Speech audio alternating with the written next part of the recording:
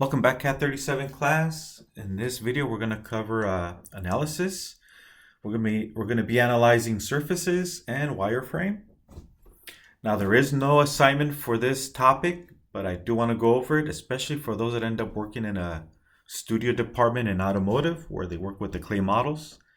Anytime you recreate surfaces on the computer, whether you're using CATIA or another software like Alias, you want to analyze the surfaces and the curves that you've created, whether it's the surfaces of the exterior of the vehicle, the hood of the car, the bumper of the car, the seats, the dash, even the little plastic pieces that you find inside of a trunk of the car or inside the interior of the car. You need to analyze everything before you approve it for manufacturing, for production. All right. Let's move on. All right, so we're going to use the analysis toolbar. Now you can find the analysis toolbar if you go to the surfacing workbenches like Freestyle. You'll find this toolbar with all these options to analyze wireframe and surfaces. Now generative shape design, the workbench we've been mostly using in this class, does have an analysis toolbar, but it's very limited. It doesn't have all of these options. It only has the main ones. And also ISOM. Now we don't have ISOM for the student license.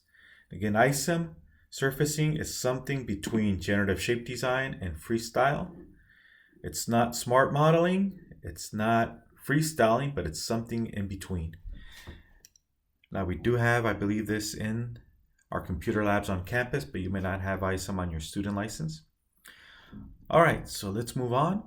So the first one we're going to work on is Connect Checker. Now, before we go to Connect Checker, if you want to practice this on your own time, again, there is no assignment for this topic. You can always go to the tutorials, go to Generative Shape Design, and you can go to these tutorials. So using tools topic, these are some of the tutorials you can go over on how to analyze surfaces and wireframe. All right, so Connect Checker. Okay, so let's take a look at Connect Checker. Okay, I'm going to use an example here. Let's take a look at this model here.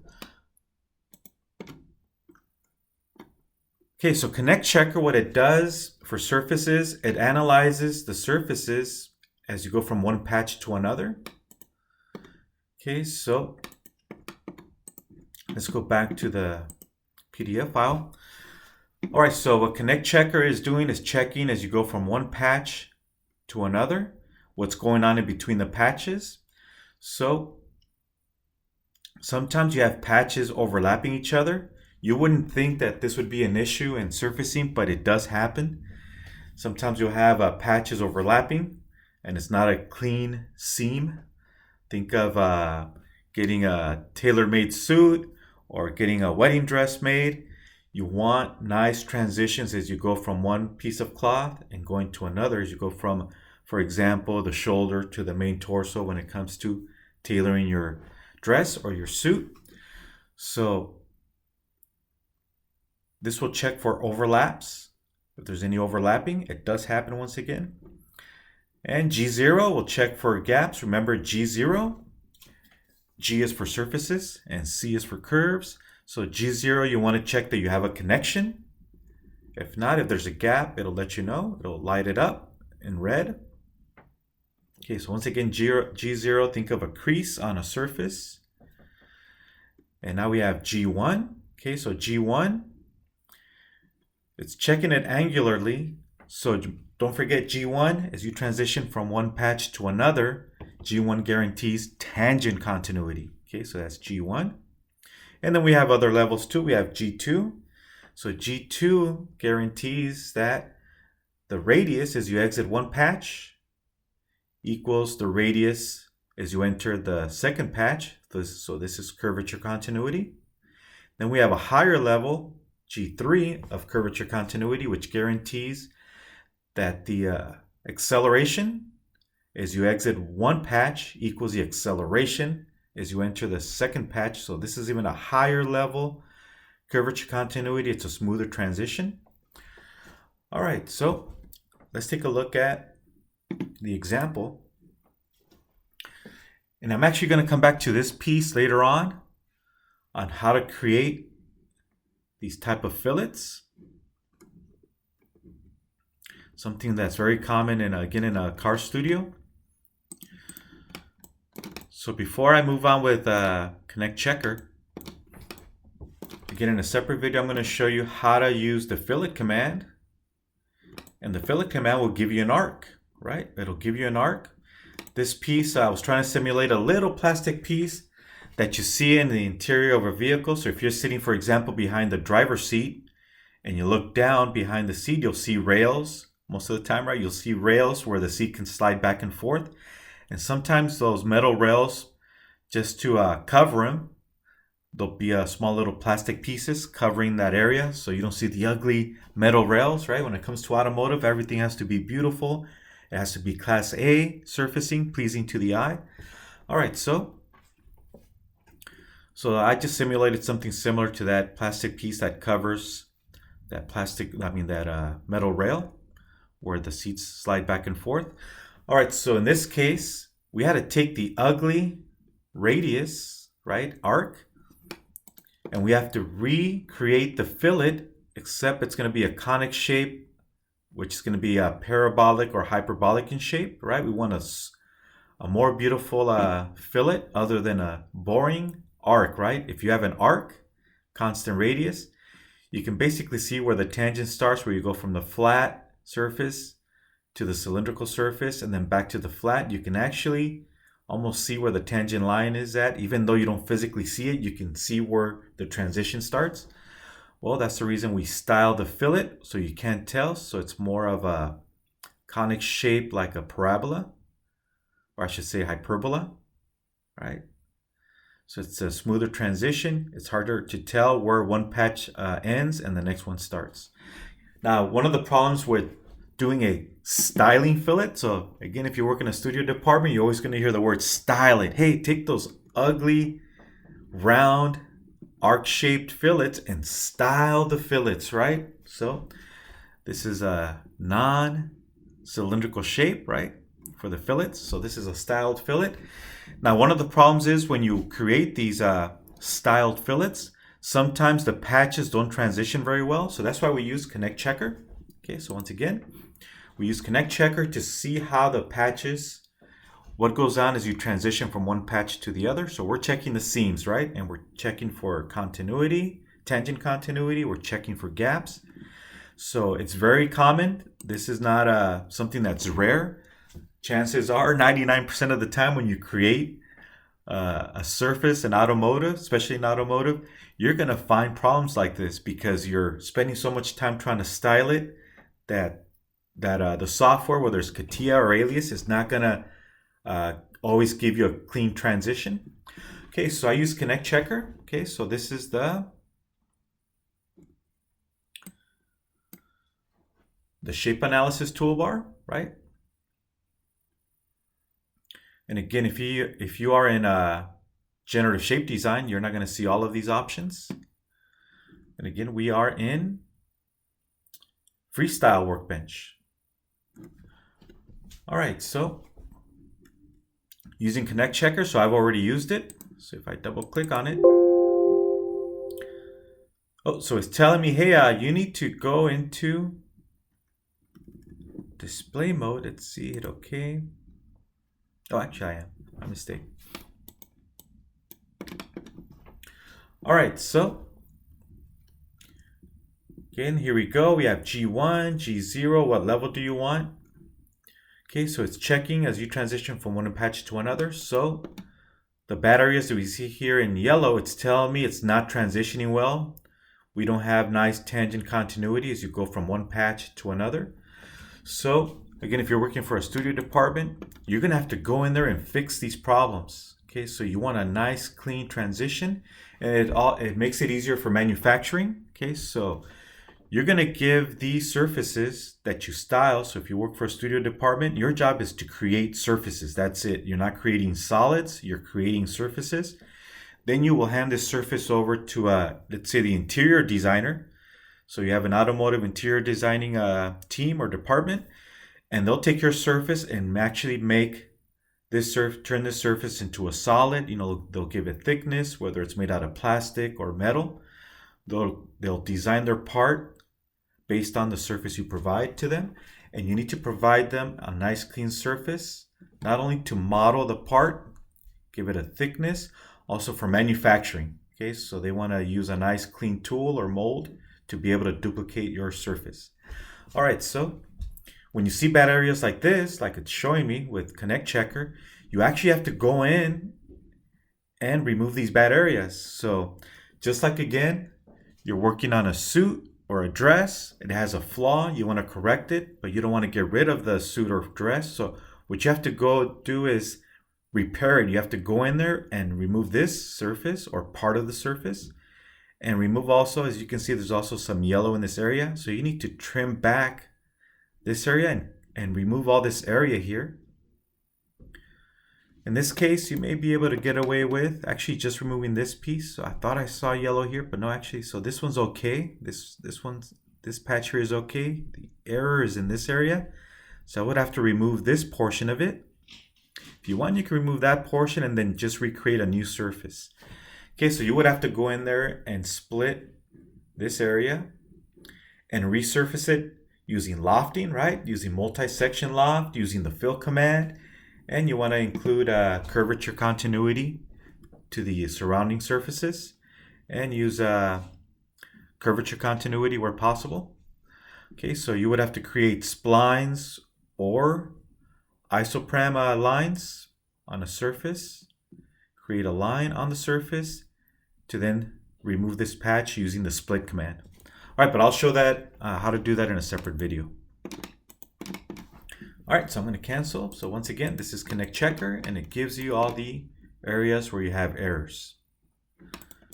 And you have to go in there and fix them. All right, so let's move on to the next topic. I'm going to try and keep this video short.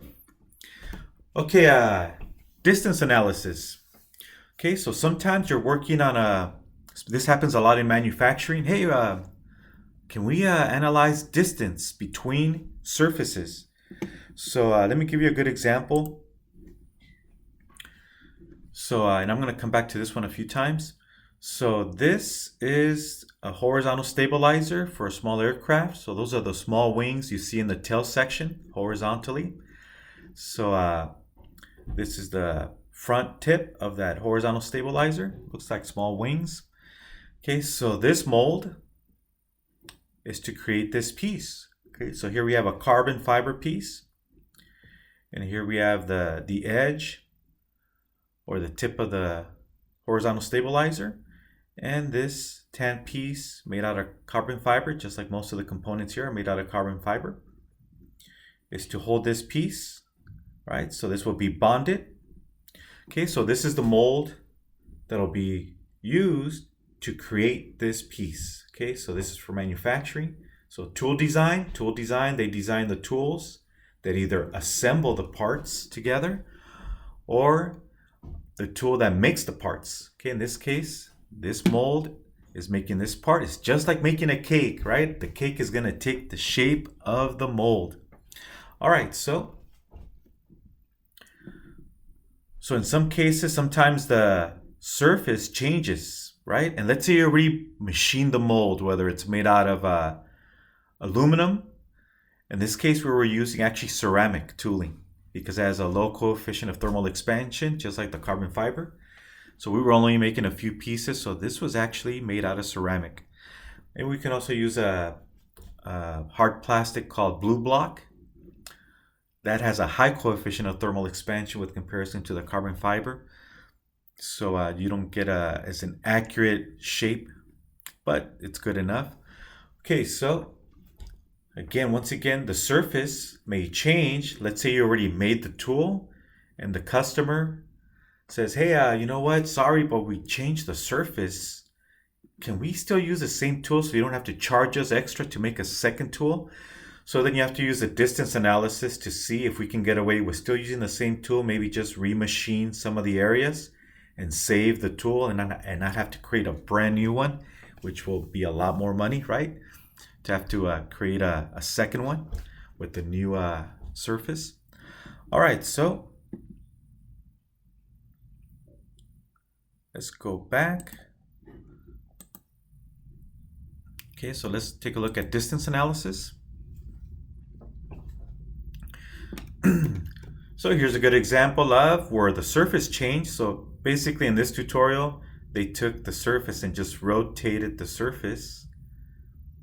So they took the green surface, rotated the surface around this axis. So you can see this is the result. So hey, we want to know what's the distance between, what's the worst area, which areas we don't have to worry about. So you use the distance analysis. Okay, so this is distance analysis. Let me show it. Okay, so using the distance analysis, you can look at the colors and it'll tell you which are the bad areas, right? Where is the worst case scenario? And you can see it's in red. By the way, you can always change. So here we have red is the worst one. It's a little hard to see, but it's telling us, hey, there's a distance of 227 millimeters at the worst area here. Okay, you can always change the numbers inside here if you like to change the coloring. And the least area that we have to worry about is what's shown here in blue. Okay, so that's the one at the bottom here. Okay, that's close to zero distance, right? And this is the worst area. So you can tell by the colors how far off we are. Red, big gaps. Blue, very little or almost zero gap, right? And you can always adjust that. And you can always change the intensity by sliding the bar. It'll eat up more memory. It'll slow down your computer. I'm going to reduce the intensity. You'll see the points. Reduce an intensity, as you can see. And the cool thing is you can hover over and it'll tell you the gap size as you hover over the points. It'll tell you what the gap size is between the two surfaces at that location. Right, so this is distance analysis. And again, you will see this a lot in manufacturing. Okay, let's move on to the next one. Okay, draft analysis. So going back to the same tool. So anytime we had to create a mold, we want to make sure when we create the part that it slides out easily. So it's a little hard to see, but this has a negative draft. So it's like, how do we take this part out? So you laid it up. So this is carbon fiber. Just imagine taking sheets of cloth, except the cloth is made up of, it could be fiberglass. In this case, it was carbon fiber. So when you lay it up in there, and then you trim off the excess, I believe it was a Dremel they would use, I can't remember. But there is a scribe line on there. First you would lay up the whole thing, and you're gonna have excess material when you lay it up. Then you pull this piece out, and it'll leave a little groove.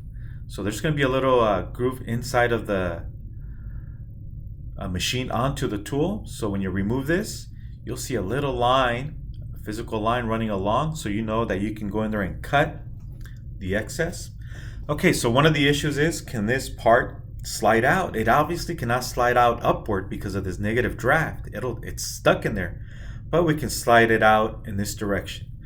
So one of the things you have to do is do draft analysis. We want to locate where the negative drafts are at. So a good example again is here. So typically you want parallel lines, right, to be able to slide it out. Okay, you actually want, in a perfect world for manufacturing, you prefer to have 5 degrees of positive draft. So notice this one's going inward, so this looks like to have about 5 degrees of negative draft. So you want it to have a draft of positive 5 degrees, so it slides out easily without scratching the part as you remove it from the mold. You can go down to 2 degrees. Positive draft, 1 degree, but as you slide it out, it's going to scratch the part as you're sliding it outside of the tool. So in this case, we actually have a bad case where we have a negative angle, right? Looks like about negative 5 degrees. Okay, so fortunately for us, we can slide it out in this direction. Okay, so we can use draft analysis and it'll tell us where the areas have negative draft, depending in which direction you're pulling it out. Okay, so let's take a look at the draft analysis example.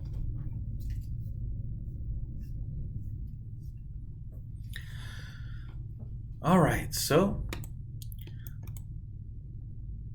let's say this part had a slide out of a mold and we wanted to check the draft, the angles on the surfaces, to make sure that it's going to slide easily out of its part. Okay, so here we have the draft analysis. I don't see it here. Let me go to insert. So if you don't see a command, so I don't see the draft analysis here, so I can always go to insert and go the long way.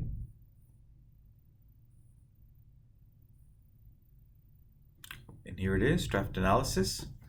Okay, so I don't see it in the toolbar unless I'm going blind, but here it is. Maybe it's in a separate toolbar. You can always go the long way, draft analysis. Okay, so I already have the draft analysis.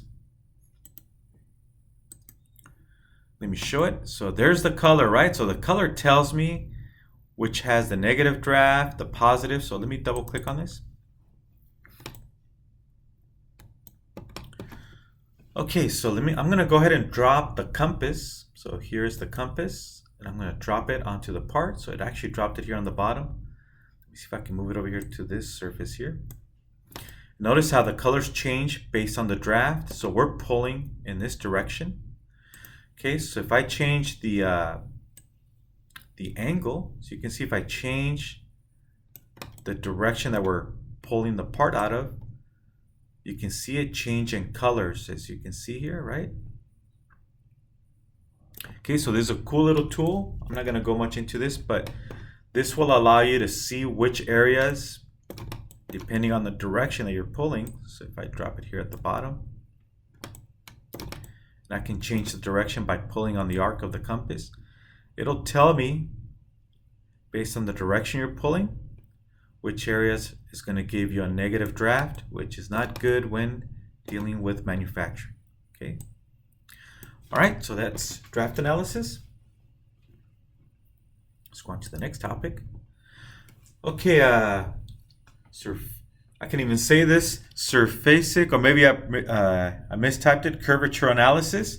Okay, so when we look at this type of analysis, think of looking at a topographic map. So if you're looking at a map of the US, you can shade it or use different lines and colors to give you an idea if there's a valley there, if there's a high point, is there a mountain range, is there flatness. Okay, so you can tell by the topographic map, if you know how to read one, where you have valleys, where you have high points based on the way it's drawn. So it's the same idea for this. All right, so let me go ahead and create a surface.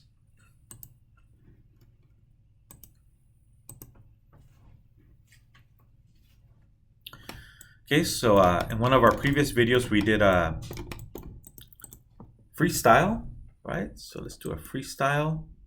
So we are in freestyle. I'm going to use the unified patch, right? Always be aware of your preferred plane. You can always right click on the axis to change it. So currently the XY is my preferred plane. So I'll make a quick patch. Okay, let me change the color of this. It's a little too bright, too shiny. Let me go to a soft color. All right, so in one of our previous videos, we learned how to shape using freestyle. So I'm going to use the control points. Click your surface, and you can always pull on it. So I'm going to pull tangent, or I should say, my mistake, normal to surface. So I can shape, as you can see, right? You can always change the intensity of how far you can, how much you can pull on this. As far as the intensity, you can increase it or decrease it, right? Okay, so I'm just going to go ahead and randomly just pull on this and shape it.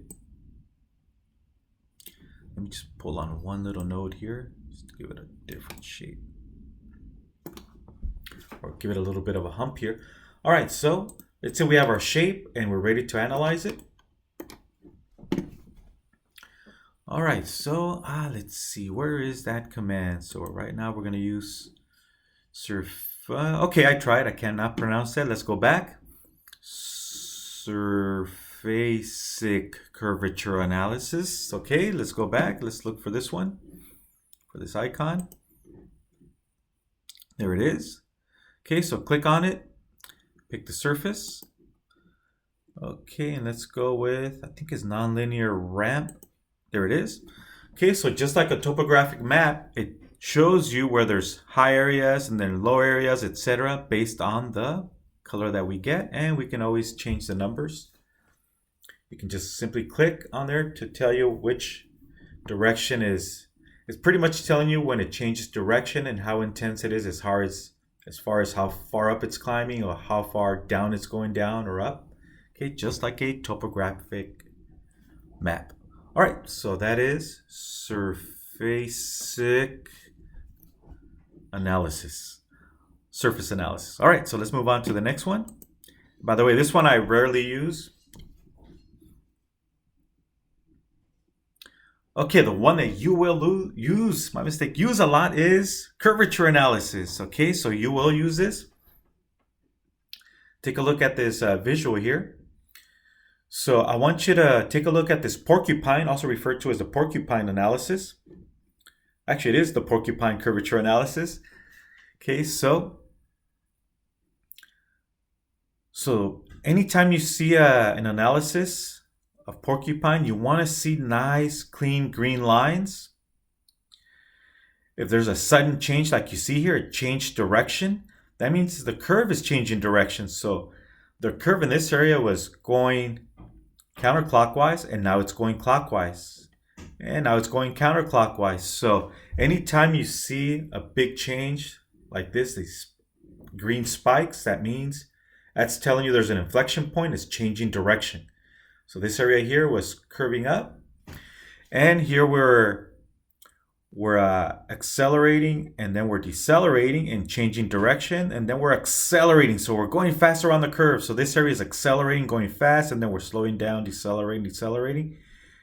We're turning right, going clockwise, and then we turn direction, go clockwise, go left. We're going slow, and then we intensify, we go faster. So where you see the porcupines go down, the red lines go downward, that means we're accelerating, right? Actually, it'd say my mistake, we're taking a tight curve. Okay, so I was using the wrong term, decelerating, accelerating. So we can accelerate in the flatter surfaces, and in the curves we need to tighten the curve, right? Slow down, and then we can accelerate again as it goes flat. Okay, so when we go around the tight curves, we need to slow down, right? We're decelerating, slowing down. And once we go almost flat or linear, we can accelerate right down the Autobahn. All right, so let's go back and let's use the porcupine analysis. Okay, so let me exit out of this one. By the way, if you don't see these, if you're playing around with this command, you need to be in, forgot to mention that, shading with materials, or else you won't be able to see it. If you're not in this visual mode, it'll let you know, hey, you're in the wrong mode. Go to shading with material. Okay, so I'm going to cancel out of this. Okay, so now let's use porcupine. So here's porcupine, and let's pick one of these curves. And you can see how it goes all over the place, right? Because it's changing not only in the ZY direction, it's also slightly moving right to left. Okay, so I can reduce the intensity here a little bit. Now, even though it looks a little ugly, we can analyze this, right? It's a nice, clean. One thing you don't want is for the green lines to break. If you're trying to maintain curvature continuity, you don't want the green lines to all of a sudden break on you. When they do, it's telling you that you don't have curvature analysis. Okay, so you want to see the smooth transition. And the red is going all over the place because the curve is twisting off of the, in this case, the ZY plane. Okay, let's analyze a different one. Let's analyze this one. This one should be a lot cleaner, right? So we want to see the green line continue on without any breaks. If you want to maintain curvature continuity, let's go to this one here. Again, as the flatter it is, the faster you can go down the Autobahn. But as soon as you hit a curve, you got to slow down, slow down. So we have the small porcupines, and then we can speed up as it flattens out, right? Okay. You can also do it all the way around. As you can see, I clicked the surface and it went all the way around. Okay, so that's porcupine analysis. Okay, let me cancel out of that. All right, and we can also do highlights analysis. So similar to the porcupine, except here we're doing it on the surface. Okay, so let's go to that one. Okay, so highlights, and click the surface. And see, just like a topographic map, it tells you a story of what's going on, right? So here you can see there's a dip, right? All of a sudden there's a dip. So it's sliding down, and then this is an area where you can collect water, right? It almost looks like a lake, and then it goes back up, right? So this is all based on the way we pulled on the nodes, and it gives us this shape. So just like a topographic map, it tells you how it's changing direction for the surface. Okay, let's go on to the next one. And you can also have things reflect off of the surface. So let's go back.